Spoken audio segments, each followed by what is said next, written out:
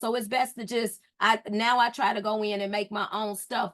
But the thing about Canva is I also want to make sure that I'm not misusing any of their pro elements. So like for this right here, if I wanted to resell this, I would need to go back and make sure that I take out anything that's pro elements and replace them with something that I created myself, even down to the rings. I got to make sure, double back, where did I get these rings from? Let me see the usage on those, just so you can make sure that you're not misusing or misdistributing anything. So it's a difference for me giving you guys this for personal use and bringing you back to Canva and different stuff to use it, or giving you a flat PDF to use that you can't go through and rip all this apart, versus me giving you this saying, hey, you got PLR rights to it. So that's the only reason I'm not so quick to give out PLR rights right now until I make sure of what I can distribute.